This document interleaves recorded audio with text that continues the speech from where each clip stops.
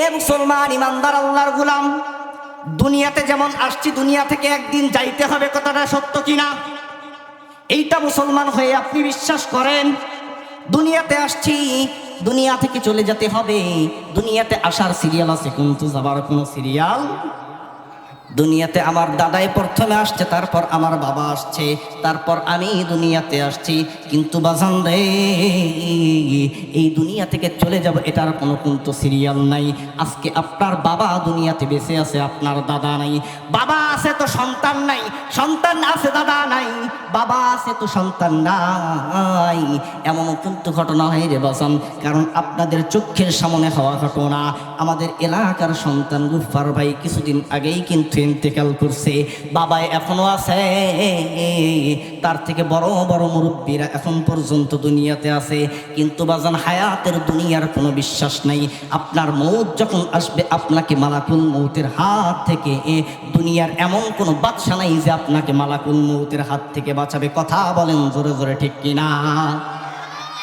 আল্লাহ রাব্বুল আলামিন বলেন, মৃত্যুটা যেমন সত্য, এ মুসলমান ইমানদার আল্লাহর গোলাম, আজকে এই সালাইপুরের মাটি থেকে জানাইতে চাই, ও রব্বে করিম আল্লাহ, ও আসমানের মালিক আল্লাহ, ও জমিনের মালিক আল্লাহ, তোমার কাছে ফরিয়াদ জানাই রে আল্লাহ, এই মাহফিলটাকে কবুল করো। এই মাহফিলের প্যান্ডেলের মধ্যে যারা আছে এদের সকলের জিন্দেগির গুনাহগুলো মাফ করো। তো যেই ঘটনা বলতে চাচ্ছিলাম বাজান, যেহেতু সময় অল্প, আল্লাহ রাব্বুল আলামিন মানুষের যখন মৃত্যুর ঘন্টা বাজে, মানুষের যখন মৃত্যুর ঘন্টা বাজে, তার আগে তাকে একটা রেড সিগন্যাল দেওয়া হয়। এ আল্লাহর গোলাম, মৃত্যুর 40 দিন আগে একজন ফেরেশতা এসে ওই মৃত্যু ব্যক্তিকে বলে, ও আল্লাহর বান্দা, জীবনে আকাম কুকাম সব কিছুই তো করছো, আমি তোমার নিকট আসছি, তুমি এই আজকে তোমার মৃত্যুর 40 দিন আগে, মৃত্যুর 40 দিন আগে প্রত্যেকটা মানুষকে একটা করে রেড সিগন্যাল দেওয়া হয়। এ আল্লাহর বান্দা, তোকে দুনিয়া থেকে চলে যেতে হবে, তোর মাত্র আর 40 দিন সময় আছে, তুই আর দুনিয়াতে থাকতে পারবে না। এই দেখবেন বাজান, যখন মানুষ মৃত্যুবরণ করে 40 দিন আগ থেকে তার হাঁটন চলন ফেরন সবকিছু, তার কথাবার্তার সাইজ চেঞ্জ হয়ে যায়। কিন্তু বাজান সে তো নিজে জানতেছে না, সে তো মরে যাবে।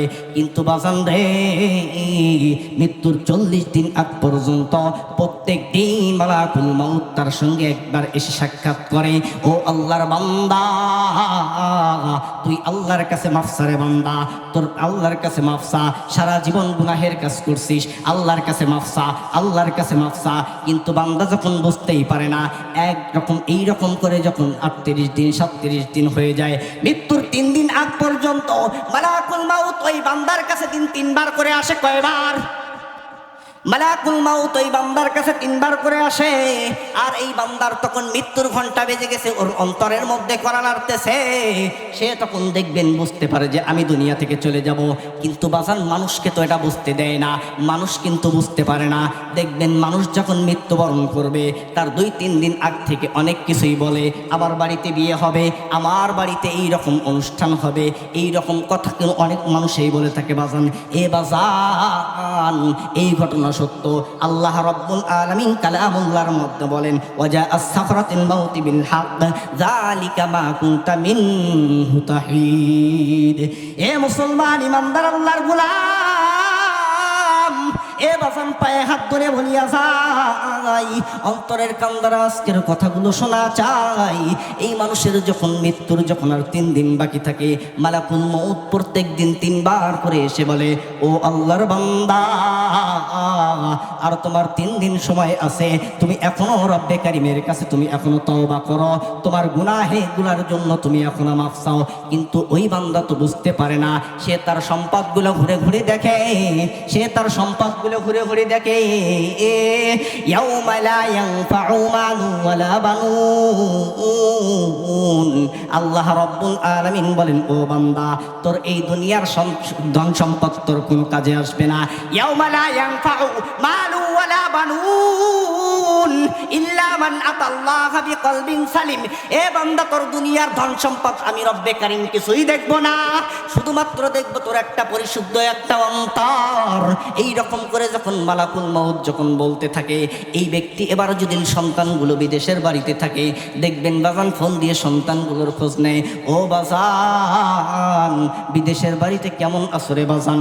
সন্তানগুলো যখন দেশের বাহিরে থাকে, প্রত্যেক দিন বারবার ওই সন্তানগুলোর কথা বলে, যাদেরকে দেখার মতো হয় তাদেরকে দেখতে চায়, আমি তাদেরকে দেখব। কিন্তু বাজান পরিবারের লোক তো বুঝতে পারে না সে যে চলে যাবে, কিন্তু তার অন্তরের মধ্যে যেই করা লাগতেছে, এ আল্লাহর গোলাম, তোমাকে তো এই মায়ার দুনিয়া ছেড়ে চলে যেতে হবে, তুমি তো এই মায়ার দুনিয়ায় থাকতে পারবা না, এই জন্য কবি বলেন, মৌত জিস দিন আ গই দুনিয়া কি হালত ক্যা হুই, रूह तन से उड़ गई मुर्दा की हालत क्या हुई, जब मलाकुल मौत आवेगे तुम्हारे सामने, फिर तुम्हें फुर्सत न मिलेगी लब हिलाने के लिए। बाप भाई माँ बहिन पर संदसन और यारगार, आशिको माशूक नौकर बंदे खिदमत गुजर।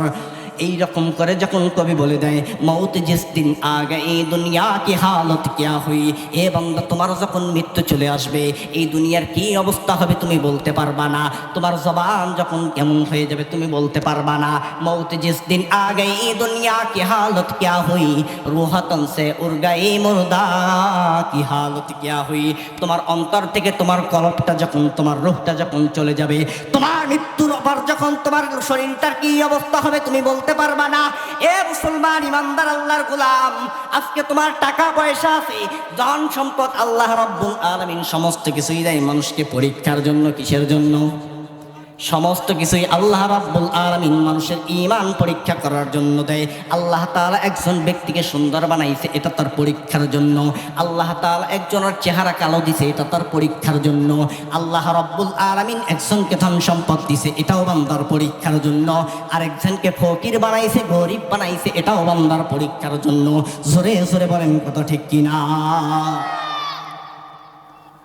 তো মুসলমান ইমানদার আল্লাহর গোলাম, এবার আল্লাহ রাব্বুল আলামিন এই ব্যক্তি যে তার মৃত্যুর 3 দিন আগ থেকে বুঝতে পারতেছে যে আমি দুনিয়া থেকে চলে যাব, এই মৃত্যু ব্যক্তির সন্তানরা যখন বিদেশের বাড়িতে থাকে, এই যখন ধন সম্পদগুলো ঘুরে ঘুরে দেখি, আর শুধু বলতে থাকে, আহারে সারা জীবন কতই না কষ্ট করে এই সম্পদগুলো বানাইলাম, সারা জীবন কতই না কষ্ট করে এই ধন সম্পদগুলো আমি দুনিয়ার জমিনে পদার্পণ করলাম, কিন্তু বাজান মানুষকে তো বলতে পারে না যে এই জমি থেকে আমার 1 বিঘা জমি আমার কবরের মধ্যে দিবা।